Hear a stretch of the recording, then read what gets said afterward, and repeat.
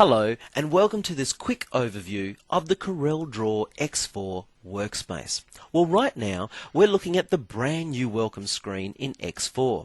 You'll notice it has a number of tabs down the side, and we'll look at all those tabs in the feature tour. For right now, we're on the Quick Start tab.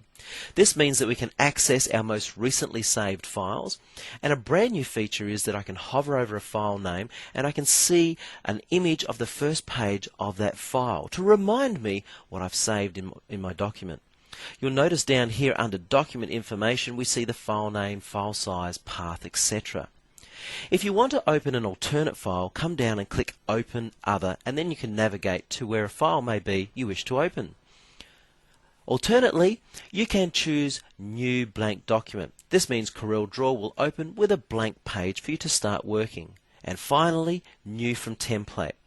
Basically, the new X4 has an array of brand new templates that you can utilize to start your design process, and we'll look more at those in the new feature tour. But for right now, I'm going to click my workspace file and we'll jump in and have a look a bit further.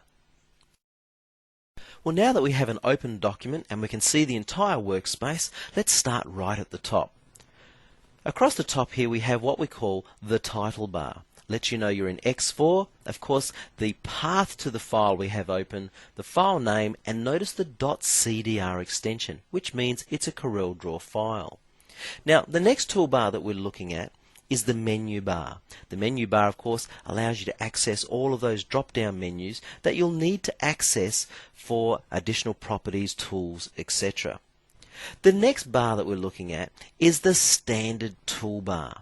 Now the standard toolbar is exactly that because it has all those standard things like new and open, save, print, all the cut and paste options, undo, redo, etc. Now one area I would like to point out to you here is that you can quickly access the welcome screen by using this new little icon. Just click and you can bring the welcome screen back up in case you might want to access some of the learning tools, the gallery, etc. etc.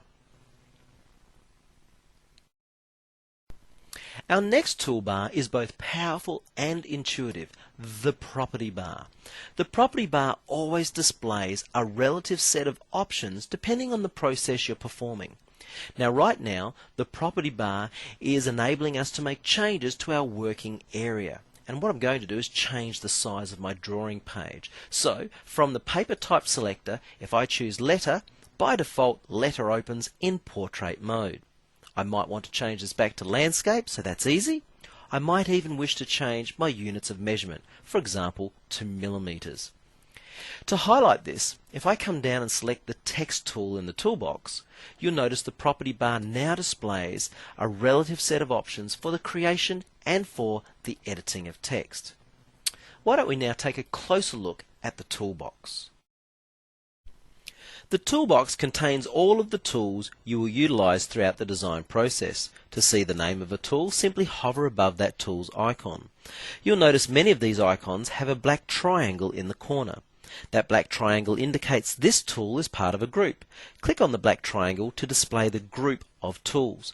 This is what we call a flyout menu. You can detach the flyout menu if you click on the dotted lines at the top and simply drag, creating a new toolbox you can place anywhere around your working area. The actual toolbox itself can be detached. Simply click and drag to detach, and you can resize this toolbox in any way that you like. Most of the bars within CorelDRAW can be undocked and placed in an alternate location. We can redock this toolbar at the top here if we like. Simply click and drag to an alternate location.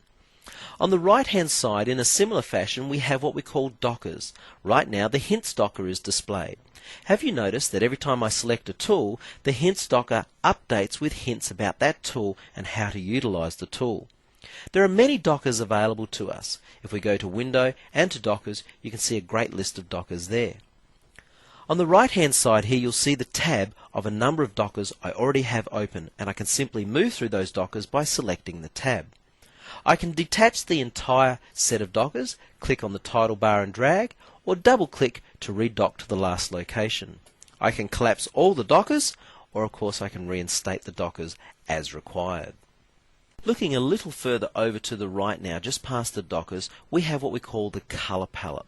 Now the colour palette has an array of colours and we can't see them all here. So when working with the colour palette, you for example select an object and simply click a colour in your palette to change your object to that colour. You can scroll through the colours in the palette by using the scroll icon top or bottom of the palette. Or additionally, you can actually choose this little icon that will force your colour palette to detach temporarily. As you can see, then choose a colour that you want, and when you've finished, the colour palette will automatically redock back to its position. Now don't forget, you can actually undock the colour palette completely. As you can see, work with it however you want, and then double click to pop it back to its last dock location. One last thing about the colour palette.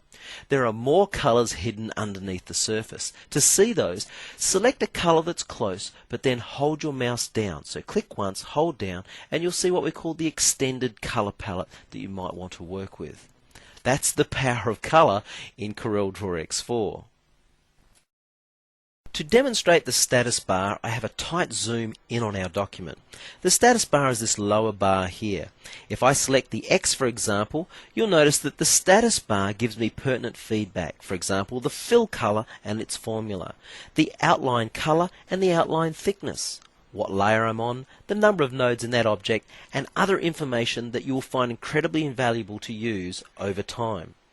While we're here, let's look at the navigator. The navigator lies between the two scroll bars and looks like a magnifying glass. Simply click, hold your mouse down, and you can move around your document, maintaining the tight zoom that you may have on a document. Finally, Shift F4 to zoom back out. We're going to look at the page navigator.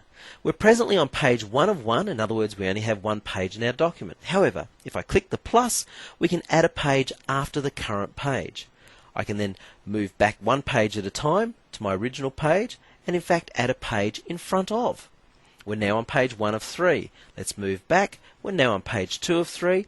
And finally, these last two outer icons, they'll take you to the last page of the document or the first page of the document.